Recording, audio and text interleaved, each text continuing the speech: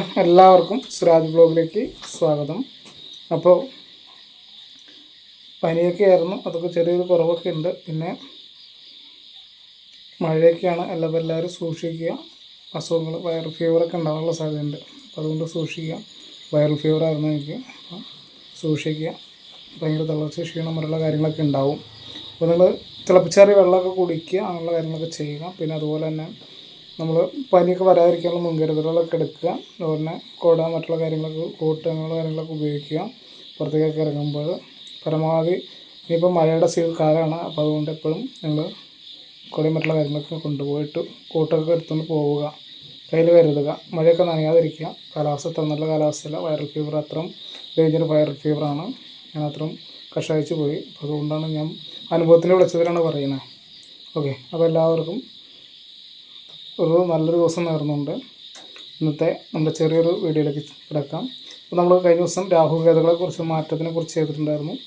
അപ്പോൾ ഇന്ന് ചെയ്യുന്നത് നമ്മൾ ഗുരുതി പൂജ അല്ലെങ്കിൽ ഗുരുതി പുഷ്പാഞ്ജലി ഒക്കെ നടത്തുന്നത് എന്തിന് വേണ്ടിയിട്ടാണ്, അതെങ്ങനെയാണ് ചെയ്യണത്. പല രീതിയിലും ചെയ്യുന്നുണ്ട്.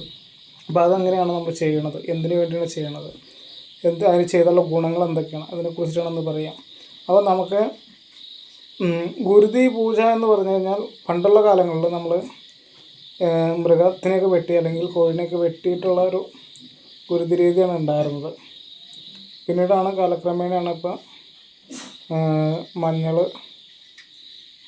ഇതിൽ ഈ ചുണ്ണാമ്പ് ഇറക്കിയിട്ടുള്ളൊരു സമ്പ്രദായം, ഗുരുതി പ്രതീകം മാത്രമായിട്ട് നമ്മൾ നടത്തുന്നത്. അപ്പോൾ ചെയ്യണം. അപ്പോൾ നമുക്ക് ഉഗ്രമൂർത്തികളായ ഭദ്രകാളി, ചാത്തൻ, അങ്ങനെയുള്ള ദേവതകൾക്ക്, വിരലിടാവുന്ന ദേവതകൾക്കും ഭുവനേശ്വരി വിധാനത്തിൽ, ദുർഗാഭഗവതി, അങ്ങനെയുള്ള ഭഗവതി വിധാനത്തിലൊക്കെ നമ്മൾ ഗുരുതി നടത്തുന്നുണ്ട്. അപ്പോൾ പിന്നെ ചില ദേവതകൾക്കും ദേവന്മാർക്കും നമ്മൾ ഗുരുതി നടത്തുന്നുണ്ട്. അപ്പോൾ ഈ ഗുരുതി നടത്തുന്നതിൻ്റെ പ്രധാന ലക്ഷ്യം എന്ന് പറഞ്ഞാൽ നമ്മുടെ ശത്രു സംഹാരമൊക്കെയാണ്. ഇഷ്ടകാര്യ ലബ്ധിയൊക്കെ നമുക്ക് അതിലൂടെ ഇത് ചെയ്യാം. അപ്പം നമുക്ക് ഇഷ്ടകാര്യങ്ങളൊക്കെ സാധിക്കാനായിട്ട് ദേവിക്ക് ഗുരുതിയിൽ മധുരമിട്ട്, നല്ല മധുരത്തിൽ നേദിച്ച് കഴിഞ്ഞാൽ, പിന്നെ കടുംപായസം, അതിമധുര കടുംപായസമൊക്കെ നേദിച്ച് കഴിഞ്ഞാൽ ദേവിക്ക് നമ്മുടെ ഇഷ്ടകാര്യങ്ങളൊക്കെ നടത്താനായിട്ട് ഏറ്റവും നല്ലതാണ്. അപ്പോൾ നമ്മൾ ദേവീനെ പല വിധങ്ങളിൽ പൂജിക്കാറുണ്ട്.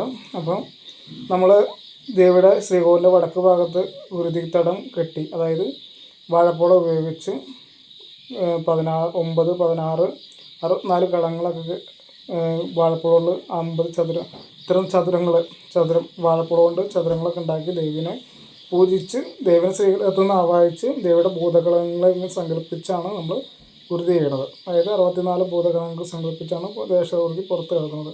ഇനി അത് നേരെ മറിച്ച് നമ്മൾ ശ്രീകോവിലിൻ്റെ അകത്ത് നടത്തും, പിന്നെ അതുപോലെ നടയ്ക്ക് നടത്തും. അപ്പോൾ നടഗുരുതി ശ്രീകോവിലിൻ്റെ അകത്തും ഗുരുതി ഉണ്ട്, ചെയ്യാറുണ്ട്, പൊതുവെ പല സ്ഥലങ്ങളിലായിട്ടും കണ്ടുവരുന്നുണ്ട്. ഇപ്പം മലയാറ്റൂർ നമ്മൾ മഠത്തിൽ, കരിനെല്ലി മഠത്തിൽ നമ്മൾ നടത്തുന്ന ദേവിയുടെ ഡയറക്റ്റായിട്ട് ദേവിയുടെ വിഗ്രഹത്തിലേക്ക് തന്നെയാണ് നമ്മൾ ഗുരുതി നടത്തുക. അപ്പോൾ ദേവി ഉഗ്രഭാവത്തിലാണ്, ഉഗ്രഭാവത്തിൽ നിന്ന് വടക്കൻ ചൊവ്വ ഭഗവതി ഭാവത്തിലാണ്, അതായത് രൗദ്രഭാവത്തിലാണ് ഇരിക്കുന്നത്. അപ്പോൾ രൗദ്രഭാവം എന്ന് പറഞ്ഞു കഴിഞ്ഞാൽ രക്താംഗീം രക്തവസ്ത്രം കരിവരവിലസദ്കുണ്ടലാം ചന്ദ്രംശം കണ്ഠോദ്യമുണ്ടമാലം പരിസരഭൂത വൈശാശൂർധം ഘോരാഘോരട്ടഹ സങ്കരഭാരാസുരൗദ്രം ത്രിനേത്രം ശത്രുണാം പ്രാണം ഭീഷ്മൂടാം ഭാവേദ ബുദ്ധകാളി എന്നാണ്. അപ്പോൾ അതെന്ന് പറഞ്ഞാൽ രക്തവസ്ത്രം ധരിച്ചിരിക്കും, രക്തം കുടിച്ചുകൊണ്ടിരിക്കുന്ന, പാനം ചെയ്തുകൊണ്ടിരിക്കുന്നതായിട്ട് ദേവീനെയും, അതായത് ഘോരരൂപത്തിലിരിക്കുന്ന ദേവീനെയൊക്കെ ധ്യാനിക്കുന്നു എന്നാണ് മന്ത്രത്തിന് അർത്ഥം വരിക. അപ്പോൾ അങ്ങനെയുള്ള ദേവതനെയാണ് നമ്മൾ ആരാധിക്കുന്നത്, നമ്മൾ അവിടെ ചെയ്യണം. അപ്പോൾ അതുകൊണ്ട് രൗദ്രരൂപത്തിൽ എപ്പോഴും രക്തം വേണ്ട ഒരു ഇതാണ്. അപ്പോൾ അതുകൊണ്ട് നമ്മൾ ഗുരുതിയാണ് നടത്താറുള്ളത്. പിന്നെ ഇപ്പോൾ ഡയറക്റ്റായിട്ട് വിഗ്രഹത്തിലേക്ക് തന്നെയാണ് നമ്മൾ നടത്തുന്നത്. കഴിഞ്ഞ ദിവസം വീഡിയോ ഇട്ടിട്ടുണ്ടെന്ന് തോന്നുന്നു. രൗദ്രഭാവത്തിലുള്ള ഒരു രൂപമായതുകൊണ്ട് നമ്മൾ ശ്രീകോവിലിൻ്റെ അകത്ത് തന്നെ നടയിലേക്ക്, ദേവിയുടെ വിഗ്രഹത്തിലേക്ക് തന്നെയാണ് നമ്മൾ, ഇപ്പോൾ കോഴിനെയാണെങ്കിലും വെട്ടാൻ നിർത്തും. അതുപോലെ തന്നെ ഗുരുതിയാണെങ്കിൽ നടത്തുന്നത് ശ്രീകോവിലിൻ്റെ അകത്തന്നെ ദേവിയുടെ വിഗ്രഹത്തിലേക്ക് തന്നെ ഡയറക്റ്റായിട്ടാണ് ചെയ്യുന്നത്. നമുക്കൊന്നും പുറത്തേക്കില്ല, എല്ലാം രൗദ്രഭാവത്തിലായതുകൊണ്ടാണ്. പക്ഷേ അന്ധഭാവങ്ങളിലൊക്കെ ആകുമ്പോൾ വടക്കും പുറത്താണ് ഗുരുതി എടുത്താൽ, ചിലവർ നടഗുരുതി എടുത്തുന്നവരുണ്ടാവും. അപ്പോൾ സമ്പ്രദായങ്ങളുണ്ട് പല. നമ്മളത് തെറ്റാണെന്ന് നമ്മൾ പറയണില്ല, എല്ലാം ശരിയാണ്, എല്ലാം പരമമായ ഇതിലേക്കാണ് ചെയ്യുന്നത് ചിലപ്പോൾ. അപ്പോൾ നമ്മൾ പറയുകയാണെങ്കിൽ എല്ലാം ദേവതയ്ക്ക്, ഇപ്പം നമ്മൾ പരമമായിട്ട് എന്ത് പ്രാർത്ഥനയാണെങ്കിലും, ഇപ്പം ക്രിസ്ത്യൻ സമുദായമാണെങ്കിൽ ചെയ്യുന്ന പ്രാർത്ഥന, മുസ്ലിം സമുദായത്തിനൊക്കെ പരമമായ ലക്ഷ്യം എന്താണ്? ദൈവാരാധന അല്ലെങ്കിൽ ദൈവപ്രീതി അല്ലെങ്കിൽ അങ്ങനെയുള്ള സംഭവം കൊണ്ടാണ് ചെയ്യണത്. അപ്പോൾ അതുപോലെ തന്നെ ഹിന്ദുക്കളായിട്ടുള്ള നമ്മളും പല രീതിയിലുള്ള കർമ്മങ്ങൾ ചെയ്യുന്നുണ്ട്. അപ്പോൾ അതെല്ലാം ദേവതയ്ക്ക് വേണ്ടിയിട്ടാണ്. ദേവത അറിയാതെ ഒന്നും നടക്കില്ല എന്നാണ് പറയുക. ഓക്കെ, അപ്പോൾ ദേവതയുടെ ആചാരം ഇതിനനുസരിച്ച് തന്നെ കാര്യങ്ങൾ നടക്കുള്ളൂ, അല്ലാതെ നമ്മുടെ ഇഷ്ടത്തിന് നടക്കില്ല. അത് തെറ്റാണെന്ന് പറയാൻ നമുക്കൊരു ഇതില്ല. അല്ലെങ്കിൽ ദുർദേവത നല്ല ദേവത എന്നൊരു ദേവതയില്ല. എല്ലാം പൂർത്തികളും നല്ലതാണ്. നമ്മുടെ ആചാരത്തിൽ നമ്മൾ പിശാചുക്കളെ വരെ ആരാധിക്കണ, മരിച്ചു പോയിട്ടുള്ളവരെ വരെ ആരാധിക്കുന്ന ഒരു കുലമാണ് നമ്മുടെ ഹിന്ദു എന്ന് പറയുന്നത്. അവരെല്ലാവരും നമുക്ക് ദേവതകളെ പോലെയാണ് നമ്മൾ പൂജിക്കുന്നത്. അപ്പോൾ അതുകൊണ്ട് നമ്മളുടെ തെറ്റല്ല എന്ന് പറയണേ. ഓക്കെ, അപ്പോൾ ഗുരുതി എന്തിനാണ്? അപ്പോൾ ശത്രു സംഹാരത്തിനാണ് ഏറ്റവും ഗുരുതി നമ്മൾ കൂടുതൽ നടക്കുന്നത്. ശത്രു സംഹാരം. എന്താണ് ശത്രു? ശത്രു ആരാണ്? അപ്പോൾ ശത്രു ആരാണെന്ന് പറയണ്ടേ?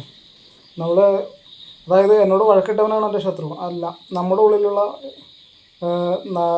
ശത്രുക്കളെയാണ് നമ്മൾ നശിപ്പിക്കുക. അതായത് നമുക്കുള്ള എന്തൊക്കെ അഹങ്കാരം, അങ്ങനെ കുറച്ച് അഹങ്കാരം, പിന്നെ മറ്റുള്ള നമ്മൾ കഴിഞ്ഞ ഒരു വീഡിയോയിലും ചെയ്തിട്ടുണ്ട് അതിനെക്കുറിച്ചിട്ട് കൂടുതലായിട്ടും. അഹങ്കാരം, മറ്റുള്ള നമ്മുടെ സ്വയം അഹംഭാവം, അങ്ങനെയുള്ള സംഭവങ്ങളൊക്കെ മാറാനായിട്ട് വേണ്ടിയിട്ടാണ് നമ്മൾ ചെയ്യുക. എല്ലാത്തിനുള്ള ആഗ്രഹം കൂടുതൽ, അങ്ങനെയുള്ള സംഭവങ്ങൾ നമ്മളിലുള്ള ചെയ്ത കാര്യങ്ങളാണ്. അല്ലാതെ മറ്റൊരാളെ നശിപ്പിക്കാനായിട്ട് നമുക്ക് കർമ്മം ചെയ്യാൻ പാടില്ലാതെ ചെയ്ത് കഴിഞ്ഞാൽ നമുക്ക് തന്നെയാണ് പിന്നീട് അത് ദോഷമായിട്ട് ഭവിക്കുക. അപ്പോൾ എല്ലാവരും മനസ്സിലായെന്ന് കരുതുന്നു കേട്ടോ. അപ്പോൾ നമ്മളുടെ ഉള്ളിലുള്ള ശത്രുക്കളെ തന്നെ നമ്മൾ തന്നെ നിഗ്രഹിച്ചത്. അഹങ്കാരം, അഹംഭാവം, നമ്മുടെ എന്താ പറയുക, സമയത്തിന് കാര്യം ചെയ്യാതിരിക്കുക, അച്ഛൻ അമ്മ മകനെ നോക്കാതിരിക്കുക, അങ്ങനെയുള്ള സംഭവങ്ങൾ ഇതൊക്കെ ഇല്ലാതിരിക്കാനായിട്ട് അതൊക്കെയാണ് ശത്രു എന്ന് പറയുന്നത്. നമ്മുടെ ശത്രുക്കളെ തന്നെയാണ്, നമ്മുടെ ശത്രുക്കളെ തന്നെയാണ് നമ്മൾ നശിപ്പിച്ചു കളയുക. നമ്മൾ ശബരിമലയ്ക്ക് കെട്ട് നിറച്ചുകൊണ്ട് വന്ന നാളികേരം നമ്മുടെ പാപങ്ങൾ അഭിഷേകം ചെയ്ത് നമ്മുടെ ശരീരം നമ്മളെ നീലർപ്പിച്ച് ആ നാളികേരം നമ്മൾ ദഹിപ്പിച്ച് നമ്മൾ പുതിയൊരു ദേഹമായിട്ട് വരുന്നു എന്ന് പറഞ്ഞ പോലെ തന്നെയാണ് ബുദ്ധിപൂജ നടത്തി നമ്മുടെ ഉള്ളിലുള്ള ശത്രുക്കളെ നശിപ്പിച്ചിട്ട് നമ്മൾ പുതിയൊരു ആളായിട്ട് മാറുന്നു. അതാണ് ഗുരുതി കൊണ്ട് ഉദ്ദേശിക്കുന്നത്. അതായത് നമ്മൾ വേറെ ശത്രുവിനെ നശിപ്പിക്കാനല്ല അപ്പോൾ അത് നമ്മൾ കറക്റ്റായിട്ട് ചെയ്യാം, കണ്ട് മനസ്സിലാക്കുക. അപ്പോൾ അതാണ് ശത്രു എന്ന് പറയുന്നത്. അല്ലാതെ നമ്മളൊരു മനുഷ്യനെ നശിപ്പിക്കാനുള്ള അധികാരം നമുക്ക് ആർക്കും ഇല്ല, അങ്ങനെ ചെയ്യാനും പാടില്ല. ചെയ്യണവരുണ്ടെങ്കിൽ അതൊക്കെ നിർത്തി വെക്കുന്നതായിരിക്കും നല്ലത്. ഈ കാലചക്രം കറങ്ങിക്കൊണ്ടിരിക്കുകയാണ്, എന്നെങ്കിലും കറങ്ങിത്തിരിഞ്ഞ് നിങ്ങൾക്കത് നാശമായിട്ട് ഭവിക്കുന്നതാണ്. ഓക്കെ, എന്ന് വെച്ച് കഴിഞ്ഞാൽ ഇപ്പം നിങ്ങൾക്ക് നല്ല സമയമായിരിക്കും ഒരാളെ നശിപ്പിക്കാനായിട്ട് നിങ്ങൾ ചെയ്യണം. ഒരു നാളിൽ നിങ്ങൾക്ക് തിരിച്ച് നിങ്ങളുടെ രാശി കറക്റ്റ് അല്ലെങ്കിൽ സമയം കറക്റ്റ് അല്ലെങ്കിൽ നിങ്ങൾക്കിതെല്ലാം 1-10 തിരിച്ച് കിട്ടുമെന്ന് 100% നിങ്ങൾ കുറിച്ച് വെച്ചുള്ളൂ, ശത്രുദോഷങ്ങളൊക്കെ ചെയ്യുന്നുണ്ടെങ്കിൽ. അപ്പോൾ ഞാൻ എപ്പോഴും പറയുന്നത്, നമ്മൾ വിശ്വാസമുള്ളവർ മാത്രം കാണുക, അല്ലാത്തവർ സ്കിപ്പ് ചെയ്ത് പോവുക. ഓക്കെ, അപ്പോൾ ഗുരുതി പൂജ എന്താണെന്ന് മനസ്സിലായി, ഗുരുതി ആർക്കാണ് കൊടുക്കണമെന്ന് മനസ്സിലായി, നമ്മൾ ദേവതയ്ക്കാണ് ഗുരുതി എടുക്കണമെന്നൊക്കെ നമ്മൾ പറഞ്ഞു, അതിൻ്റെ ഗുണങ്ങൾ പറഞ്ഞു. അപ്പോൾ നിങ്ങൾ കറക്റ്റായിട്ട് ഗുരുതി പുഷ്പാഞ്ജലിയൊക്കെ നടത്തുമ്പോൾ അങ്ങനെ ചെയ്യുക. അപ്പോൾ ഗുരുതി അതാണ്. പിന്നെ ഗുരുതി പുഷ്പാഞ്ജലി ഗുരുതിയിൽ മുക്കിയിട്ട് അർച്ചന നടത്തുന്നതാണ്. പല സ്ഥലത്തും എങ്ങനെയാണ് ചെയ്യണമെന്നറിയില്ല. നമ്മളിവിടങ്ങളിൽ ചെയ്യണത് ഗുരുതിയിൽ മുക്കി തന്നെയാണ് അർച്ചന നടത്തുന്നത്, പേരുന്നാളും പറഞ്ഞിട്ട് അർച്ചന നടത്തുന്നത്. അപ്പോൾ അതിനകത്ത് നമ്മുടെ ഒരു വിധത്തിലുള്ള എല്ലാ പ്രശ്നങ്ങളും നീങ്ങുന്നതിന് ഗുരുതി പൂജ ഏറ്റവും ഉത്തമമാണ്. ശത്രുദോഷമായിട്ടുള്ള ദോഷങ്ങൾ, കണ്ണേറ് പോലുള്ള ദോഷങ്ങൾ, അങ്ങനെയുള്ള ദോഷങ്ങളൊക്കെ മാറുന്നതിന് ഏറ്റവും ഉത്തമമായിട്ടുള്ളതാണ് ദേവിയുടെ ഗുരുതി നിവേദ്യം എന്ന് പറയുന്നത്. ഓക്കെ, അപ്പോൾ എല്ലാവർക്കും മനസ്സിലായെന്ന് കരുതുന്നു. വീഡിയോ ഇഷ്ടപ്പെട്ടെങ്കിൽ നിങ്ങൾ സബ്സ്ക്രൈബ് ചെയ്യും, ലൈക്ക് ചെയ്യും, ഷെയർ ചെയ്യുക. അപ്പോൾ എല്ലാവർക്കും നല്ല ദിവസം നേർന്നുകൊണ്ട് നിർത്തുന്നു. ഭഗവതി അനുഗ്രഹിക്കട്ടെ. ഓം ഐം ക്ലീം സൗഹൃദം ഭദ്രകാളി നമഃ.